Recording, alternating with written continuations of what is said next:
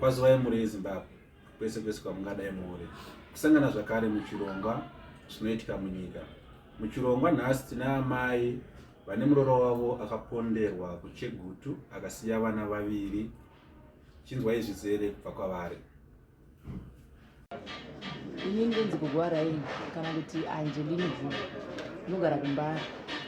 Ndakaita dambudziko rekuti ndine muroro wangu mukadzi wemwana wangu mukomana akapondwa kuChegutu asi achigara kuNotoni. Nyaya yakaitika ndeyekuti ari kunzi ane kastoma yake yakanga yati kuda fishi uye ndobva ahodha mabhaketi efishi kuendesa kukastoma iyoyo. Vachifonera nekastoma yakanga yati kuda kusangana naye pachicken slice pachicken ine muChegutu kuti vazopanana fishi.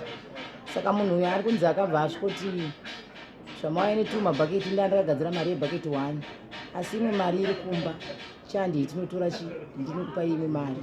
Ndobva vapinza mumota mukombi ndokuenda nayo. Asi chakazoitika ndechekuti kumba kuya vanoro zvinoratidza kuti havana kuzosvika nekuti akabva amuponda mumasango. Anzi kune sango rinonzi Praziri kwaChimbepu riri kusaidhi kuChegutu ikoko isi atinyatsoziva zvedu, asi kutaura kwana sabhuku vakanhonga munhu ndiwo matauriro avaita. Saka akanga aine vana vake 2 ane 11 months musikana akanga akabereka nekamukomana kane 5 years. Saka vana ivava vakangosiyiwa pasango, vakangofira mai vavo vana vakabva vangosiyiwa ipapo. Musi wakanga uri musi weSatadhe. Saka chakazoitika ndechekuti musi weSatadhe vana vakatorara ipapo, Sande vakarara ipapo. Usiku hwemusi weSande kwakambotanga kunaya mvura, ikanaya Mande ikamuka ichinaya. Mvura iya ndonga yakatoita mazuva ichinaya kana muri kuiziva vanhu vemuri eZimbabwe kuti kwakanaya mvura yakanga yakawanda. Kureva kuti vana vese namai vavo vakanayiwa vari musango imomo. Vakanayiwa vari pasango ipapo. Saka zvinhu zviri kutitambudza kuti tizive kuti munhu uyu akauraya mai ava tinomubata sei kana kuti ndiani. Chakazoita kuti vanhu ava vaonekwe ndechekuti kamwana aka kane 5 years akamusi wechipiri iyoyo kanonzi kakazongoonekwawo kudhuze nekunze kumucheto wesango kune vamwe mai vaienda kuMasuwe. Mai ivavo ndo vakazoona kamwana kachange kari kumwa mvura pazvimakomba zvachangodhenga mvura semvura yakanga yambonaya. Ndokuti kadaidza kamwana kaiva kasina kana hembe. Ndokuti kati kuda kuita sei kwapazva ndiri kumwa mvura mai vangu vakafa. Saka mai ava havana kuziva kuti mai vakafa zvarini. Vangofunga kuti sepamwe mwana inherera haana pekugara. Ndobva vatoriwo mwana vabva vaenda naye kwaSabhuku kusaidhi kumaraini kwavo ikoko.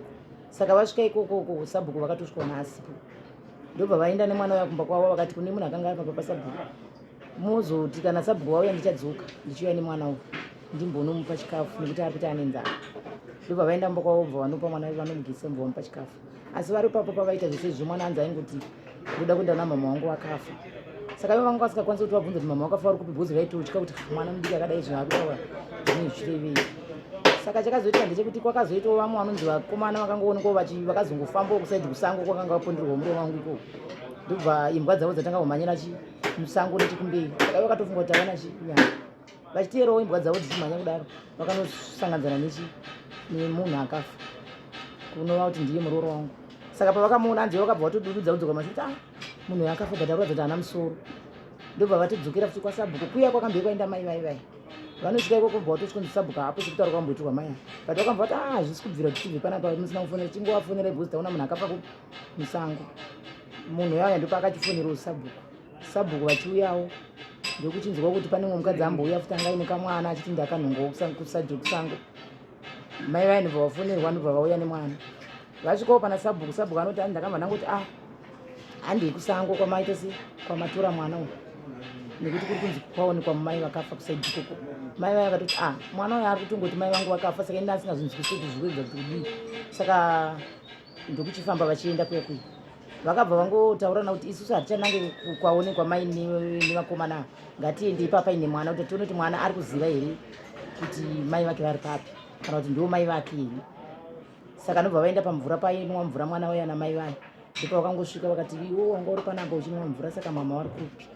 Mwana uya ndobva angonongedzera saidhi raaingonongedzera kuti uku. Ndobva vanoti saka handii kuna mama kwakuchitikamba kutira mwana.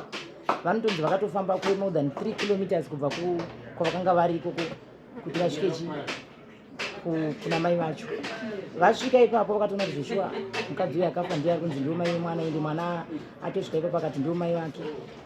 vakatodarodzwa kutofonera mapurisa but vakazodiscover vari ipapo manje pane kamwana kuti kakatoita kunge kakatofa kari pasaidi kamwana kamusikana kaya ke11 months ivo vaitotya kubata sekuti kana mapurisa ukange papondwa munhu kana kuti vanhu vakangosvikobata vanhu zvezvisingabvumiri saka vaingofonera mapurisa vakamirira mapurisa achikoti tiri kuuya mapurisa ekuchigutu vakabva vatozvafonera kuti taona kuti pane mwana mapurisa ainobva ramba achikoti tiri kuuya saka pavakazoti vatogara papa ndokuchitozoona kuti kamwana aka kanenge kane kakufema mbijana kari kuitwa paari ndopavakazofuna kuti mapurisa vakati mwana uyu ari pasaidi pamai ava ari kutanga mupenyu but tikangomunonokera anogona kudii kungofa handi mapurisa ndopakazongopa hedhi sabhuku vaivaya kuti tokumbirawo muchitora mwana mufanira mubatsira sabhuku vaivaya zvakaitika ndezvekuti vakanga vari wechikadzi ndoulakira kangoitikawo saka sabhuku vakabva vangotora mwana ndokutanga kumubvisawo makonye nemasvosvo akanga akazara pamwana zvese vachitomugezesa nemvura yemuzvikomba izvozvo zvanga zviri ipapo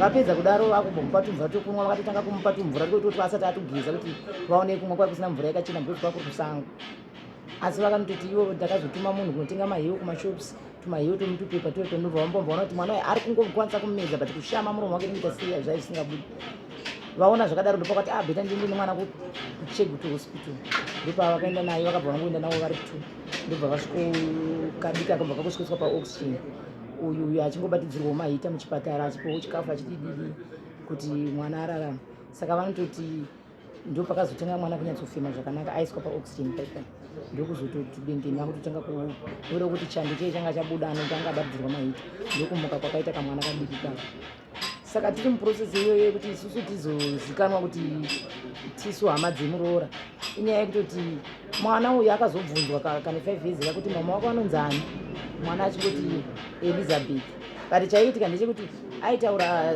kuti Elizabeth obva ataura senema yababa wake obva ati baba wake obva anzi baba vanonzani obva ati Takudza senema akanga akuita kunge asingazivi handizvo zvaiitika ipapo saka vakabva vabatanidza kutsvaga paFacebook kuti vaone kuti mwana uyu mai vake ava vanga wanipi kupi ndikuchiwanika kuti mai ava vakadzidza kumhondoro kuchirindasi pachikoro vane shamwari dzavailaikana nadzo dzakanga dziri kusaidhi ikoko saka ndipo vakabata nhamba dzevanhu vepachikoro kwakuchifonera vepachikoro vaindipa vakatoti munhu wamuri kutaura baba wake tinotodi vanotoshanda itori committee member yepachikoro panapo saka regai tivafonere vakaedza kufonerwa baba vaivaya nhamba dzavo dzairamba nekuti mavasi kuti ndonga network nemagetsi aimboenda mafoni anga akadzima vaya ndokuchiti baba ava vatore nguva yakarembesa vasina kusvika kusaidi kuno kumashops saka tikangovaona tinokufonera sezvinoekuva vaya vakabva vazoinda kusaidi kumashops ikoko ndokuchitoudzwa kunzi muri kudiwa pachikoro kozi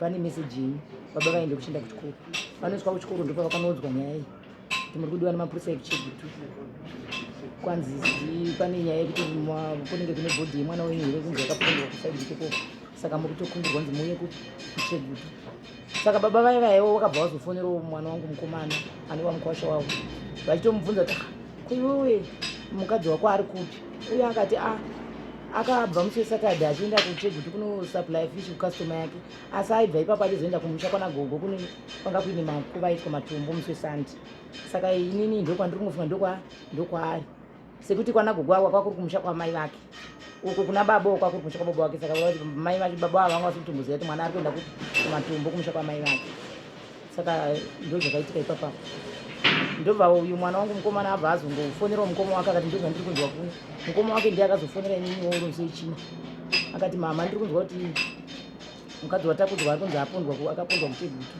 ndikati saka iwo zvafamba sezva ndikati akati ini ndakutoenda kuchegutu koko bhozi takudzwa chaatoti ndakuenda kuti aende ga hazvisi kubuda saka indobva ndati saka ini tosangana mutauni tendete saka taiwa mama imi michimirai ini ndikati anosvika ikoti chikuzeti zvakamira sei ndobva vaenda kwekwe ndopa vakanosangana natizvaravo kuchegutu kumapurisa ndobva vanoidentifya bhodhi vari pamwe chete nobva vatoona kuti ndiye munhu wacho akapondwa ndokuzoziva kwatakanga tazozviita izvozvo ndonyaya yacho iripo saka isaa tiri kungokumbira kuti munhu akaponda uyu kuti kana ari iye muridzi aida fishi kana kuti ari umwe munhu saka tikushaya kuziva kuti toita sei kuti tibate munhu nekuti vamwe vari kungotaurawo kuti kumakorokoza zvinonetsa kuti vanhu vabatwe kana kuti vanogona kutobhadharawo mapurisa hatizivi kuti mapurisa anobhadharwa sei but tiri kuona kuti ndo zviri kungotaura vazhinji vanongoti kana muchikwanisa kuita zvechivanhu itai zvechivanhu saka tiri kungokumbira rubatsiro bhozi pane vana vadiki vakasiyiwa vari kuda kutochinjitwa nekutoshandirwawo. Saka isusu tese vanhu vakatoomerwa kuti